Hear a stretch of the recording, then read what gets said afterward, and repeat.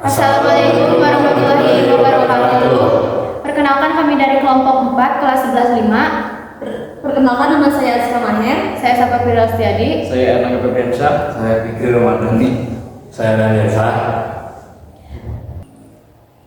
Kami akan menyampaikan sedikit materi mengenai Inggris Social Democratic Organizing atau lebih singkatnya ISDP.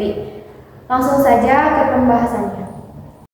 ISDP merupakan sebuah organisasi yang berideologi Marxis dan menjadi cikal bakal lahirnya PKI.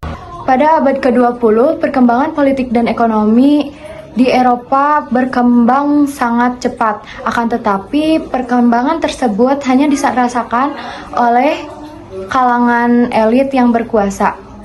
Masyarakat mayoritas Indonesia masih hidup dalam kemiskinan dan penindasan kolonial.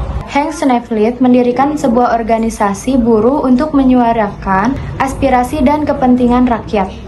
Organisasi tersebut bernama ISDP yang didirikan pada tahun 1914 di Hindia Belanda. Organisasi ini muncul sebagai respon terhadap ketidakadilan kolonial dan bertujuan menyebarkan paham sosialisme di kalangan buruh Eropa dan pribumi. Organisasi ISDP merupakan organisasi pertama yang menyatakan organisasi yang berbasis Marxis. Friedrich Josephus Franciscus Mary Sneflit lebih dikenal sebagai Hans Sneflit, seorang tokoh Belanda, mendirikan ISDP pada tahun 1914 di Hindia Belanda. ISDP merupakan cikal bakal dari gerakan komunis di Indonesia. Sneflit sangat aktif dalam menggerikasi dan mengorganisasikan kaum buruh Serikat Hindia Belanda. Ia kemudian menjadi anggota Komintern dan juga ikut pendirian Partai Komunis Tiongkok. Selain Sneflit, beberapa tokoh lokal yang berpengaruh dalam transformasi ISDP menjadi PKI antara lain Samuan, Darsono, Alimin, dan Ton Malaka. Asas tujuan ISDF Indische Social Democratische Vereniging yang disingkat dengan ISDF bertujuan untuk menyebarkan paham sosialisme dan marxisme di Indonesia. ISDF ini juga merupakan cikal bakal PKI.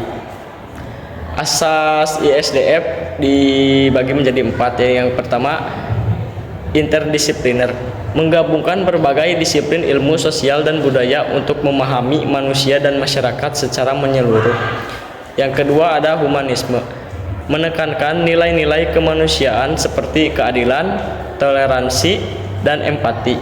Yang ketiga, kontekstual materi disesuaikan dengan kondisi sosial budaya masyarakat di Indonesia agar lebih relevan dan aplikatif. Yang keempat, kritis dan reflektif, mendorong mahasiswa untuk berpikir kritis. Tujuan